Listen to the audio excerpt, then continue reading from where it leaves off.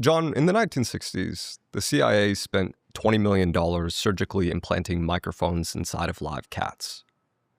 They sewed antennas through their spines and out their tails. The first cat was sent on a mission outside the Russian embassy in Washington, D.C. Mm-hmm. What happened next? Next, they experimented by putting microphones and cameras on pigeons and tried to train them to land on the windowsills of the Soviet embassy in Washington. Those experiments failed. I mean, they were able to get the pigeons and the cats to go over to the Soviet compound, but they couldn't pick anything up that was meaningful. Did you know the first cat got hit by a bus? No, that's just perfect. Have you ever thought that an animal was spying on you? An animal, no. But I did go to a demonstration in 2018 in Washington where there seemed to be an inordinate number of dragonflies around the speakers. And then when I got up to the dais, the stage, I realized that they were drones, little teeny tiny drones. I thought that was just scandalous. When was this? This was 2018. Dragonfly drones. Mm-hmm. They're that small. Yeah. They're big enough only to hold a microphone. That's it.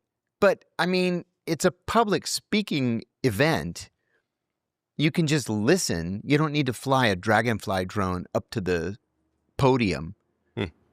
There's no secret taking place. And I wondered if it was like a training exercise. That's really fascinating. Have you ever inserted a microphone inside of an animal or used anything not inside like that? of an animal. I was very conventional in that respect. I only broke into houses to plant bugs 3 or 4 times over the course of my career. And it was always very conventional, in an ashtray, under a flower pot, something like that. Not in an animal. That's fascinating. For people who are unfamiliar with your story, so you spent 14 years at the CIA, that's right. You helped capture some of the most dangerous terrorists alive. Then a single interview on TV in 2007 ended your career, your marriage, and sent you to federal prison. What exactly did you say that made you go to prison?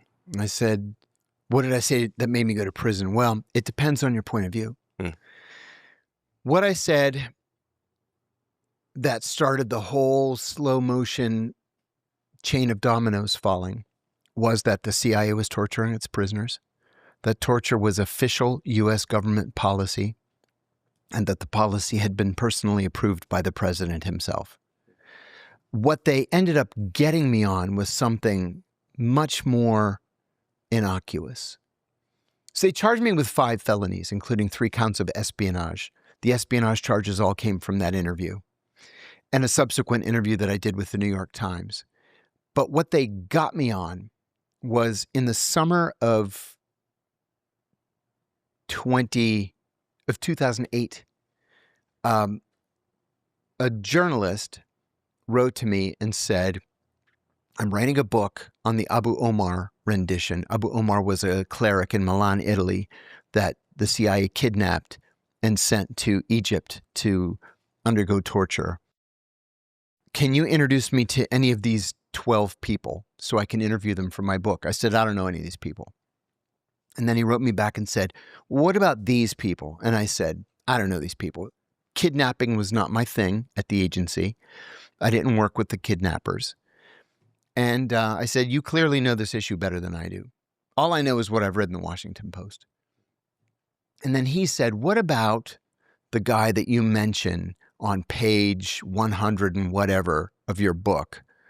I think his name is John. And I said, oh, you're talking about John Doe. I don't know whatever happened to him. He's probably retired and living in Virginia somewhere. And that's where they got me.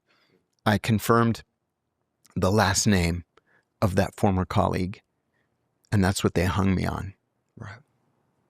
And how long were you sent to prison? 23 months. I was sentenced to 30 months. I did 23 months.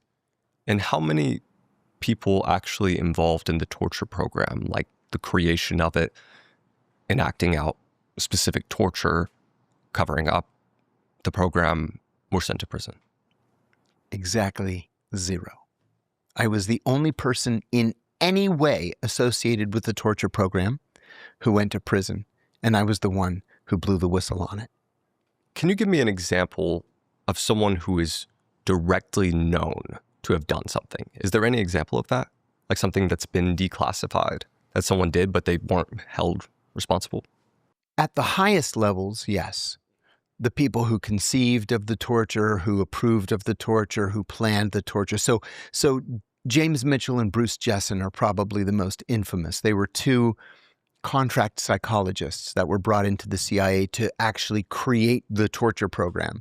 And then after we captured Abu Zubaydah in Pakistan and sent him to the first secret prison, they were the ones that went out to the secret prison and actually tortured him. And what they ended up getting was $108 million of the taxpayers' money for their program that they created. I know, it's like bizarro world. I find that really fascinating.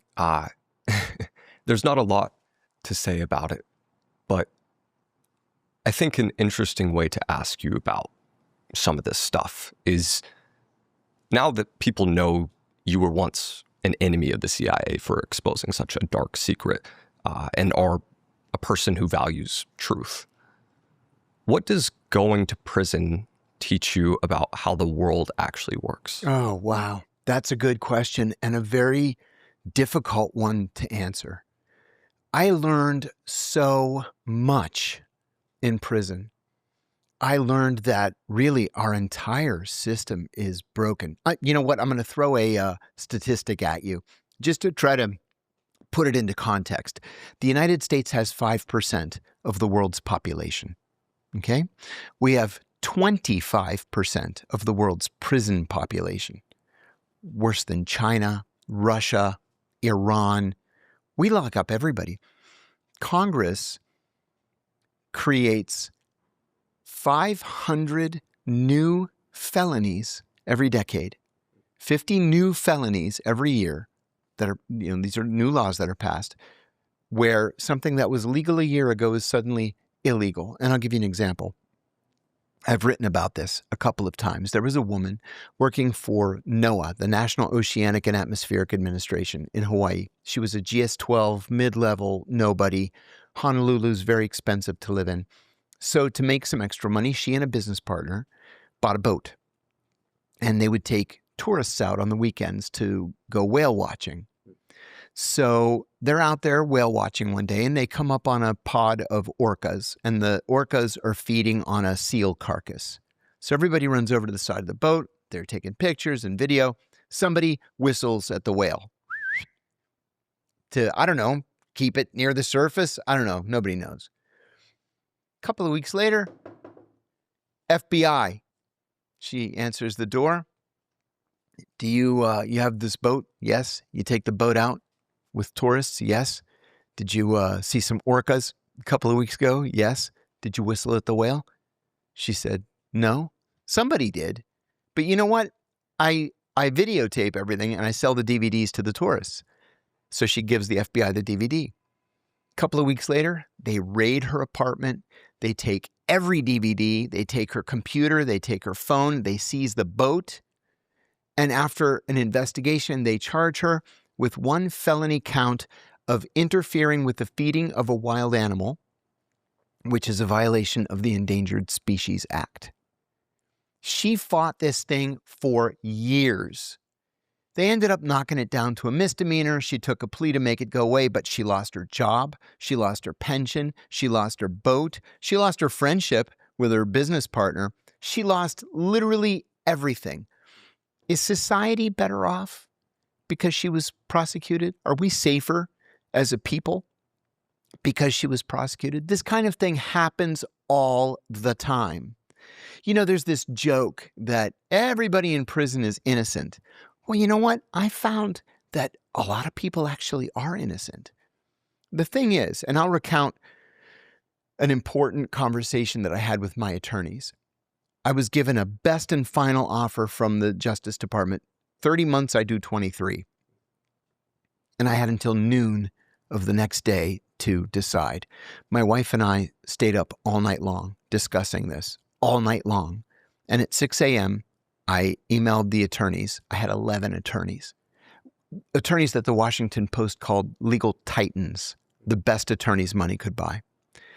And I said, we've been up all night. We've been talking about this. We decided to turn it down. I'm going to trial. I didn't do anything wrong. I'm going to go to trial. As soon as I get in front of a jury, they're going to see how ridiculous this is.